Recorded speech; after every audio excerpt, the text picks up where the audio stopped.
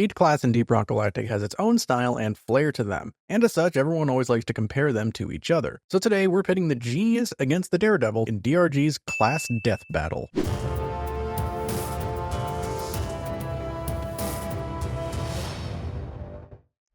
Now, as an engineer main myself, it's hard for me not to be biased towards his mechanical prowess. That being said, the Scout does certainly bring a lot of things to the table and is rather fun to play once you get the hang of him. So since these are the two lighter, more nimble of the classes, I figured they would be a good pair to pit against each other. I've already done a battle between the two beefy boys, so be sure to check out that video if you haven't already. But with that said, let's discuss which of these two classes are the superior dwarf in Deep Rock Galactic. By the way, if you guys like this video and want to see more things like it, be sure to comment, subscribe, and hit the like so you never miss another upload.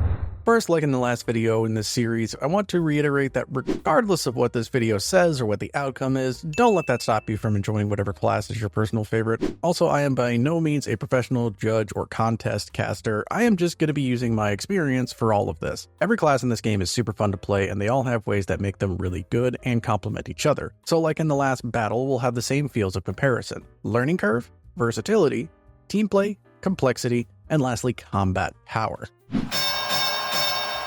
In this corner of the ring, we have the Master of Machines and the Architect of Annihilation, the Engineer. With his trusty weapons and versatile platform gun, he is the backbone of any mining operation. He excels at holding strong defenses, terrain manipulation, and wide-angle coverage. As an engineer, you'll find yourself on the back end of most engagements, holding the line with your powerful weapons while providing essential support for your team. Whether it be by mowing down waves of glyphids, or creating makeshift bridges over hazardous terrain, or even helping the Scout himself to get to those precious minerals, the Engineer is a high-tech force to be reckoned with. And in the other corner, we have Deep Rock Galactic's resident Daredevil and Spider-Man fan, the Scout. No mining operation is complete without the keen eyes and nimble feet of the Scout. Equipped with devastatingly accurate weapons and his trusty grappling hook, the Scout is the master of mobility and precision, excelling at traversing the caves with ease, lighting up the darkness, and picking off targets from afar. He is also invaluable for locating precious minerals in hard-to-reach places, navigating complex cave systems, and providing crucial reconnaissance for the team. With unmatched mobility and deadly accuracy, Scouts are the go-to class for those who prefer a more agile and strategic approach to mining. Now that we have the basics of the two classes out of the way, let's go on to the main event. Round 1.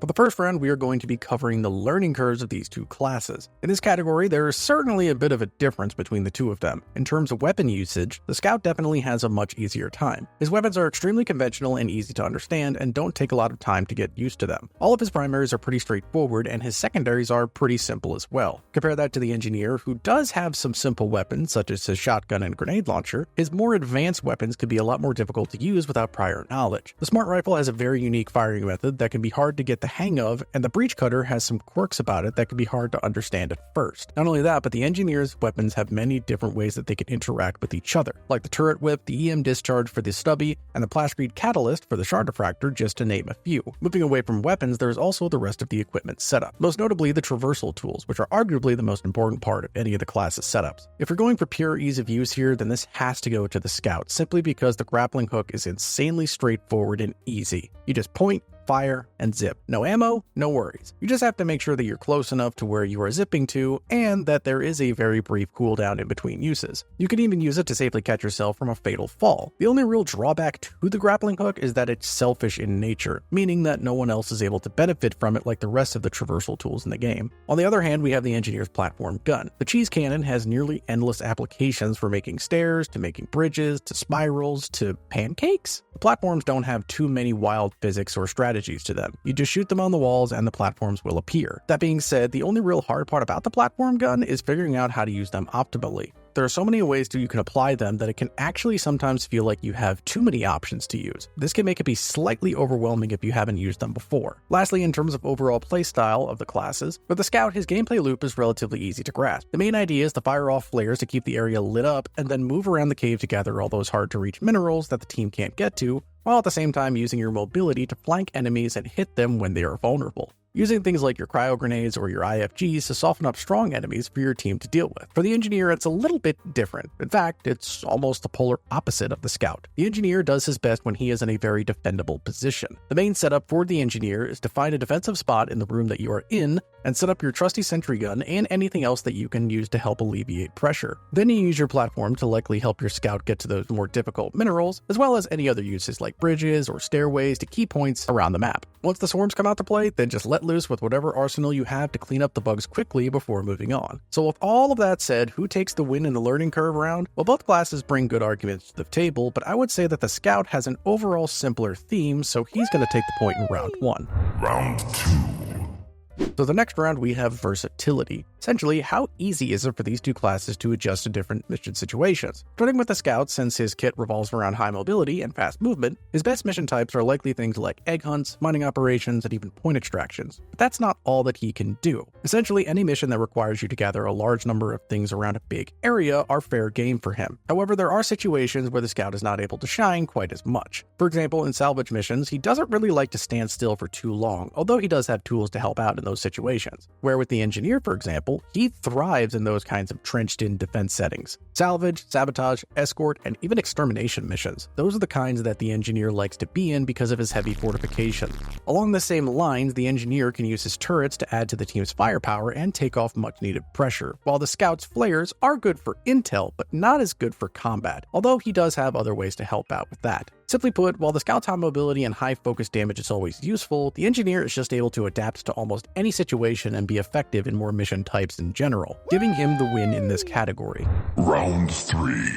Next up is the amount of team play that these classes have, meaning how well they synergize with both each other and the other classes as well. This is a very interesting situation to be in since these two classes actually have a lot of really good synergies with each other. So trying to judge is going to be a bit of a challenge. I've mentioned several times about the mineral collecting combo that is using the engineer's platforms and the scout's grappling hook to collect those hard to reach minerals. Aside from that, the scout's ability to hinder and debuff several enemies at once make it really easy for the engineer, or any other class for that matter, to take them out with ease. Now for more specifics, we'll start with the scout's synergies. With the gunner class, the scout doesn't really have that many crazy ways to benefit from him in most cases. Their traversal tools don't really have a ton of synergy since they essentially do the same thing, except one is just for the scout and the other is for everyone. However, the scout does do a great job at softening up enemies for the gunner, as we mentioned earlier. Also, the gunner can handle dealing with the heavy dense swarms while the scout can take out those high value enemies, so they can work together very well to handle enemy control. For the driller, the scout can help him out a good amount with his elemental status effects, but aside from that, there isn't really too much going on between the two of them, except, the driller's life goal being to blow up the scout with his charges whenever given the chance.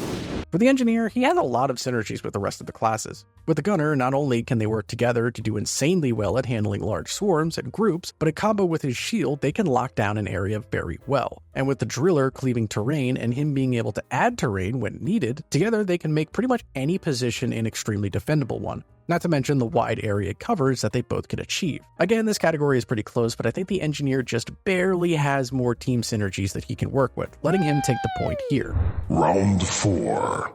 Round 4, we have complexity, and this one is rather easy to determine in this case. The scout has a very simple and understandable gameplay setup, and even some of the most high-end builds that he has in the late game still revolve around the same concept, which is just zip around, grab the minerals, and take out any big annoying threats. And again, his weapons, grenades, tools, and basic playstyle are very simple and easy to grasp. The engineer, on the other hand, has a bit more going on that requires some thought going into it. Most of it just comes from the fact that his weapons function very differently than each other, and knowing when and how to use them can be a little bit of a struggle at first. And again, his traversal tool requires some practice to know when and where to use it properly. So for this round, the point is going to go to the scout for being pretty straightforward and good at what he does. Round 5.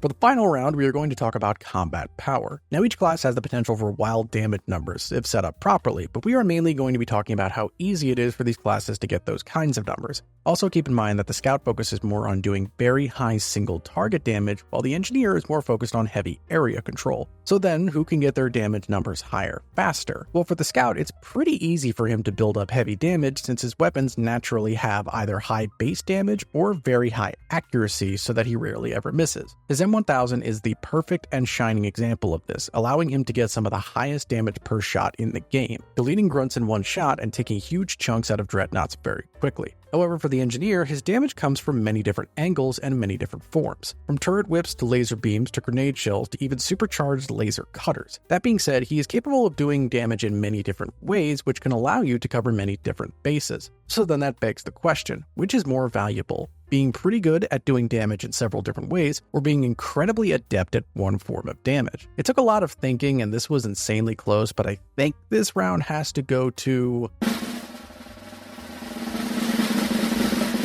the Scout for his incredibly high direct damage numbers. I know the engineer has a lot more coverage, but remember, we were looking at raw damage numbers, and the NG is really good, but fell just short of the swinging miner. And with that, looking at the points, it looks like we have our winner with the Scout.